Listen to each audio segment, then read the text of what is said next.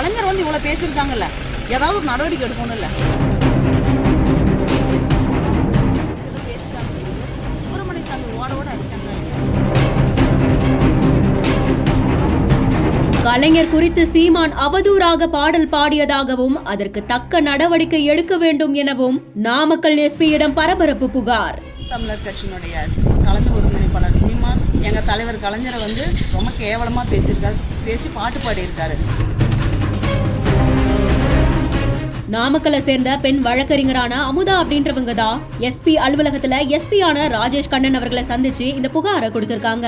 நாம் தமிழர் கட்சியோட ஒருங்கிணைப்பாளரான சீமான் அவர்கள் கடந்த சில தினங்களுக்கு முன்னாடி மறைந்த முன்னாள் முதலமைச்சர் மு கருணாநிதி அவர்கள் குறித்து பொதுவெளியில அவதூறா பேசினாங்க அப்படின்னு சொல்லியும் அவருடைய புகழுக்கு களங்கம் விளைவிக்கும் வகையில பேசினாங்கன்னு சொல்லியும் பொதுவெளியில பேசின சீமான் அவர்களை நேரில் அழைத்து விசாரணை செய்யணும், நடவடிக்கை எடுக்கணும்னு அந்த மனுவுல தெரிவிச்சிருந்திருக்காங்க. இந்த மனுவை பெற்றுக்கொண்ட எஸ்பி ராஜேஷ் கண்ணன் அவர்கள் இது குறித்து உரிய நடவடிக்கை எடுக்கப்படும்னு வழக்கறிஞர் அமுதா அவர்கள் கிட்ட சொன்னதாகவும் அவங்க தெரிவிச்சிருக்காங்க.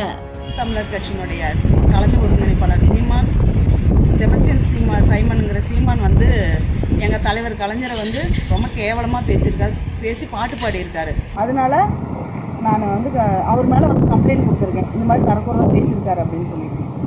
டாக்டர் கலைஞர் வந்து இந்த தமிழ் மக்களுக்கும் தமிழுக்கும் அவர் ஆற்றிய தொண்டு இந்த இனிமேலும் வந்து ஒருத்தர் வந்து அந்த அளவுக்கு தொண்டு செஞ்சுருக்க போகிறதில்ல. அவ்வளோ பெரிய ஒரு மாபெரும் தலைவரை அவரை பேசுறது எங்களை மாதிரி சாதாரணமாக வந்து தொண்டர்களை வந்து புண்படுத்துது. அதனால தான் கம்ப்ளைண்ட் கொடுத்துருக்கோம் சொல்லியிருக்குது.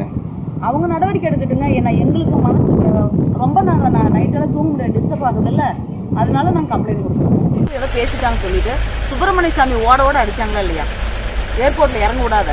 அதே மாதிரி தளபதி ஒரு தடவை புஷ்பனமோ சொல்லிட்டாங்கன்னு சொல்லிட்டு அவங்க எல்லாமே அடிச்சாங்கல்லைங்க. இப்போ கலைஞர் வந்து இவ்வளோ பேசியிருக்காங்கல்ல, ஏதாவது ஒரு நடவடிக்கை எடுக்கணும்ல.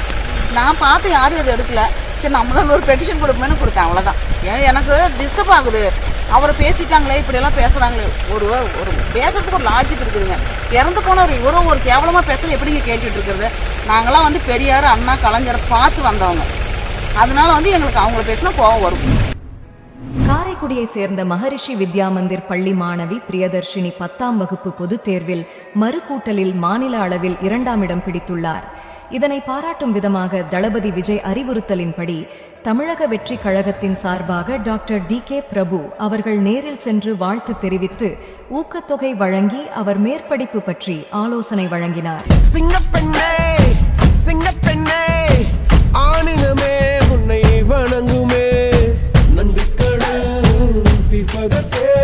நல்லா படிமா, உனக்கு என்ன உதவினாலும் நாங்க இருக்கோம்னு தளபதி விஜய் சார்பில் டாக்டர் பிரபு அவர்கள் இப்ப காரைக்குடியை சேர்ந்த மாணவிய நேர்ல போயிட்டு மீட் பண்ணியிருக்காரு.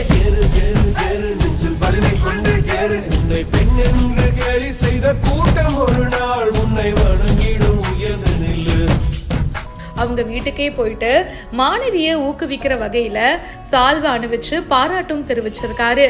காரைக்குடியை சேர்ந்த மகரிஷி வித்யா மந்திர் பள்ளி மாணவி பிரியதர்ஷினி 10ஆம் வகுப்பு பொது தேர்வுல மறு கூட்டலுக்கு வந்து அப்ளை பண்ணியிருக்காங்க. ஸோ அதில் பார்த்தீங்கன்னா இப்போ மாநில அளவில் 2ஆம் இடம் பிடிச்சிருக்காங்க. அண்ட் இதை பாராட்டும் வகையில் தளபதி விஜயுடைய அறிவுறுத்தலின்படி தமிழக வெற்றி கழகத்தின் சார்பா டாக்டர் பிரபு அவர்கள் அவங்கள நேரில் போயிட்டு பாராட்டியிருக்காரு.